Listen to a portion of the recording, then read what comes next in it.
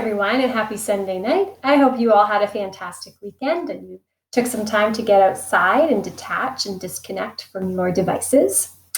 We have a big week ahead, don't we always? But we're actually culminating the entire first unit, which is really exciting this week. As mentioned on our activity feed of our Brightspace classroom, you do have a unit test coming up. So this week is really just anticipating that.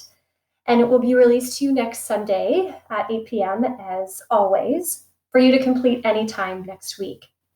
The unit test will be designed so that you have to complete it within a typical and traditional period of time, a classroom period of time. And as soon as you open up the unit test, you'll have just that specific amount of time to complete it, okay? So everything that you're doing really this week should be working in anticipation of that. So you're collating your notes, making sure that you are taking time to study and prepare for that. And then I'll walk you through more about that on Sunday, okay? Otherwise, this week, our focus is going to be on a case study, as well as really learning how do you actually do proper case studies in a business classroom in anticipation of our final project of the course, which is a formal business case study. So this is sort of like a practice case study, if you will, okay? And then we have another blog entry, which I'll take you through. And then again, like I said, the preparation for the unit test. So this is what's on tap for our week here. On Monday or tomorrow, you have been assigned your first sort of pseudo case study of the course. Katie's Kitchen was a bit of a case study as well, but this is going to have you actually applying it with a bit more formal structure. In business education, we do a lot of case study, or we call it case method. And basically, if you pursue business school, you'll have a number of case studies and case study analysis, because really the best way to learn outside of actively being in a cooperative, co-op placement in a business context is to be given a business scenario and then apply the things you're learning from class to that particular scenario. That's called the case study. Okay, so this case study is going to have you apply all of the content from last week's class, so all of the management theories. So on last Friday, you were assigned a lesson on classical management styles, and there's 3 different approaches. And then you also were assigned a reading where you had a corresponding amount of questions that you had to answer. The reading was really lengthy, and it covers about 13 different managerial theories and styles, or managerial theories. Your task is to take all of that information and all of that knowledge and apply it to the case. So you've been given Monday, Tuesday, and Wednesday in this course to work on that. So if you're chunking the material, and we're assuming that every day is worth 75 minutes of in-class time, the idea is that this case study is going to take you at least 3 hours to prepare. So you really want to be making sure that you're giving yourself that time to complete the case. So I'm going to go into the case right now and just explain it a little bit for you. Okay. So you're all given a business description. So this is the case. You purchased a 30,000 square foot warehouse and manufacturing facility that's going to be used for your own organic luxury skincare company for a Canadian and United States market. Now, the case study gives you a bit of details about the facility, the total amount of square footage, and how it's going to be used, as well as the different staff and the people that you have on site. Okay?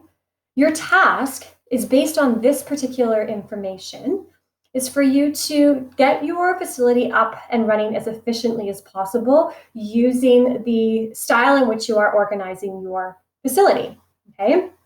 The focus is really going to be on making sure that you're using your space well. You're also really kind of embodying what your company is all about, which is that idea of fair trade, organic, fresh skincare, with the emphasis on team unity, efficiency, and overall spirit.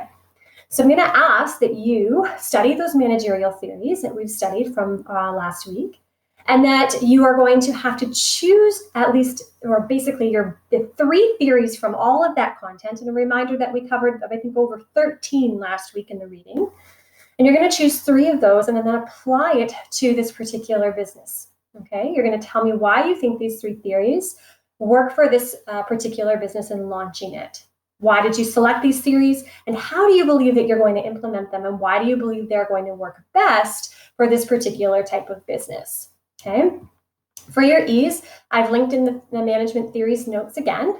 Make sure that you go through that and that you've done the reading adequately. And then what I've done here is I've kind of given you a little breakdown as to what my expectations are for the business case. So this is going to be done in report format. So you are going to be required to include a proper title page, and then your report needs to be broken down into different headings. Okay, you can use subheadings as well, which are just sort of little headings underneath the overall heading. So you can break it down into sections. You can use point form where you think is appropriate. And you really do want to follow, again, Chicago style expectations. So you have your clear introduction and conclusion, page numbering on the top right-hand side, double space using that size 12 Arial font, and then making sure that you're really emphasizing that proofreading. In your case, I want you to identify 3 theories that you feel would help you manage and launch this business. Okay. And then in your own words, I want you to clearly identify the theory, why you think it's going to work, and how it's going to specifically be applied to your business. Again, use specific examples. So if you're using a theory, tell me how that theory is going to work within an example of this business. Okay. I've included a sample sort of formatting situation here for you guys. Now, it's limited, but it gives you a visual. So you've got your title page, okay? And then you've got an introduction, and then you've got, so these are headings, right? So notice that they are separate from your paragraphs, and they're typically either underlined or bolded. And then it just starts to kind of give you an idea of how you're going to be formatting this document, okay?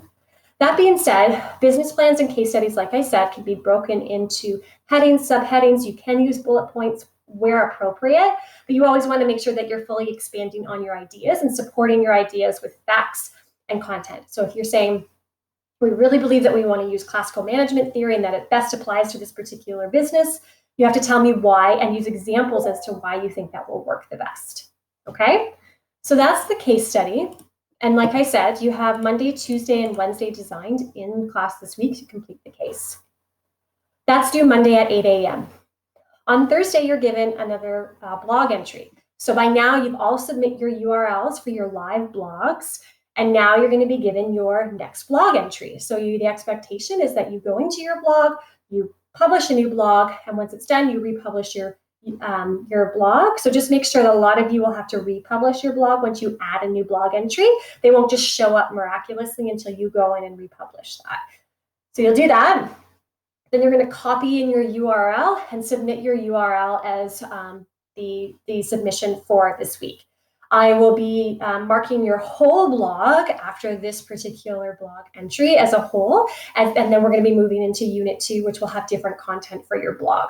Okay, so what that means is that for this blog entry, you are required to read a reading from The Magic of Thinking Big called Excusitis. Okay, so that's there for you. It's chapter 2 of the book. It's fantastic, and I think you guys will really, really relate to it. And then I have some guided questions for you to use to answer and create in your blog post. So that should be kind of fun. Okay, so again, that's due, the republishing of your blog and copy and pasting your URL into Dropbox by Monday at 8 a.m.